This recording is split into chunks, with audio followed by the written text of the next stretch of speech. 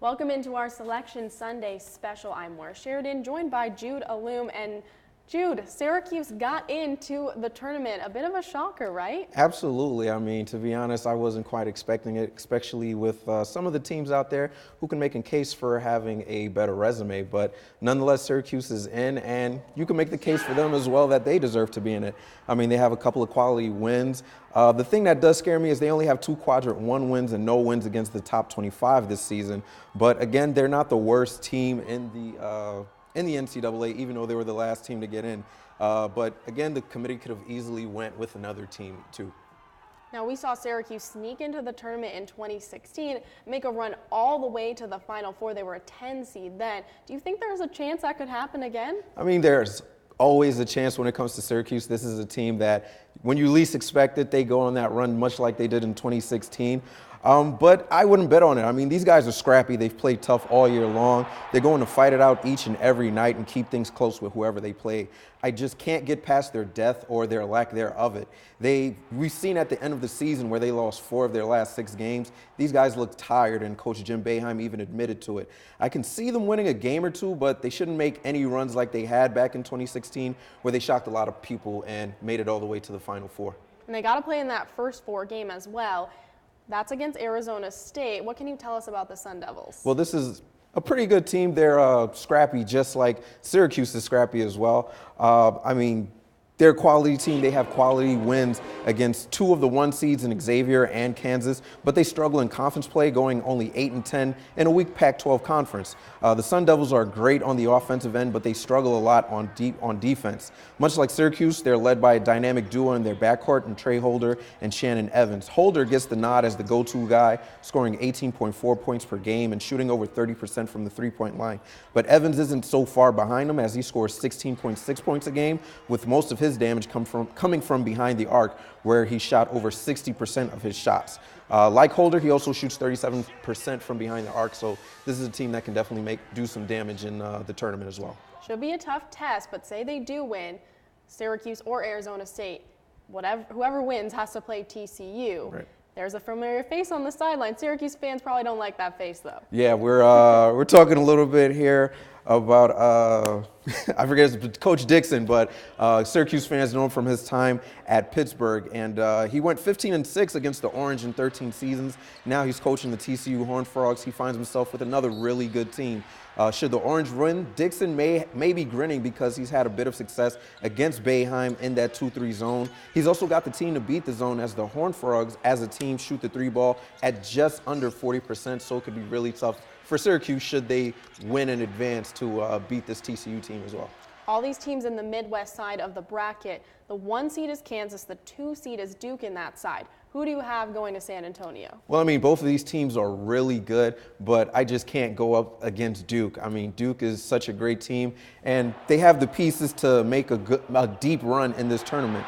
To me, the level of competition night in and night out in the ACC is unmatched, so that also gives Duke a little bit of an edge. They've got a leader in Grayson Allen, who was there when Duke won it all in 2015, and they've got the star power led by freshman phenom Marvin Bagley III.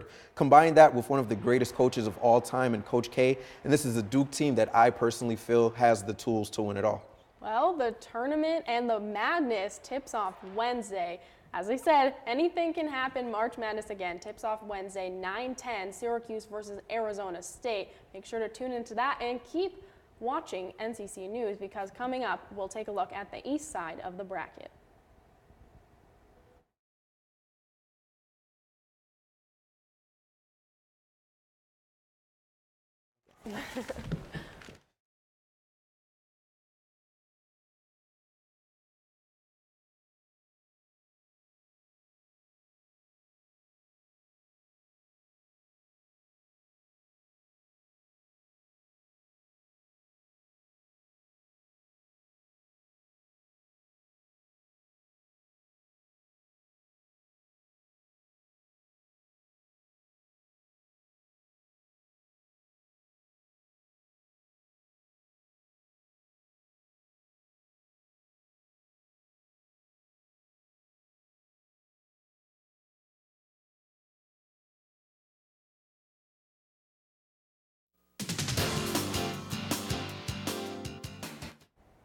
Welcome back to our Selection Sunday special. I'm Jude Allume, joined here by Maura Sheridan. And Syracuse is headed to Dayton for the first four matchup against Arizona State. Maura, is it a shocker that the Orange is in the tournament right now? A little bit. Syracuse was the last team in the tournament, and probably deservedly so. They had some good wins against Louisville, and at Miami. They also beat Clemson at home, but Syracuse did have some bad losses. Doesn't matter anymore, though. The team is pumped up in the tournament. It's going to be tough for Syracuse, but again, this just proves how much the selection committee respects the ACC. 9 teams from that conference got into the tournament. Definitely. Back in 2016, we saw Syracuse sneak into the tournament as a number 10 seed, and they made a deep run all the way into the Final Fours. Is this a year where they can make a run similar to that? I think you never say never, especially with Syracuse, especially with what we've seen in the past couple of years. This is a Syracuse team that has a 2-3 zone that's pretty lethal, and at least for the first weekend, no teams from the ACC are in their side of the bracket. So that means every team Syracuse plays has never seen that 2-3 zone. It can be a bit of a puzzler for teams that have never played against it. So that can help Syracuse, but Syracuse also has had depth issues all year. They only play 6 or 7 guys, and when the tournament games are 3 in almost a weekend, that's going to be tough as you could run out of gas. So the first 4 matchup they have is against Arizona State. What can you tell us about the Sun Devils? Well, the Sun Devils have a former Duke star in Bobby Hurley as their head coach. This is a Sun Devils team that got into the tournament because of their body of work. That means they beat teams like Kansas State, Kansas, Xavier, but they also lost 5 of their last 6. They got into the tournament because of what they did at the beginning of the season. They're trending in the wrong direction right now. Doesn't mean they still can't beat Syracuse, though. They have 3 guys that shoot over 40% from behind the arc. They're a dangerous offensive team, so it's going to be a matchup of 2 different styles on Wednesday. So the winner of this first 4 matchup, they're going to go on to face TCU. For the Orange, a familiar face on the sidelines, and Jamie Dixon. What can you tell us about the Horned Frogs? Well, Jamie Dixon is a name that Syracuse fans never like to hear. That's because he won 15 games against Jim Boeheim, only lost 6.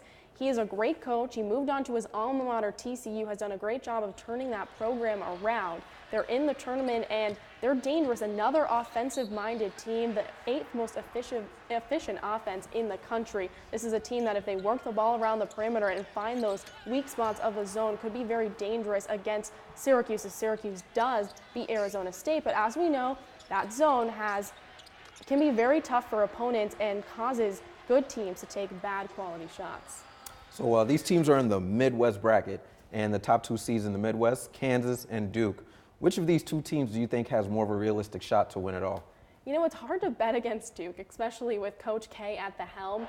I think this is a Duke team that has a great mix of talent. They have a bunch of freshmen, but very talented freshmen, in Marvin Bagley, Wendell Carter. These are freshmen that can do a lot of damage in the tournament, but they also have that key senior in Grayson Allen that's been there, done that, was a huge part of the national championship run in 2015. It's a great mix, and Coach K sure knows how to turn it up in the tournament. I think this is going to be a team to be reckoned with. All right, thank you, Maura.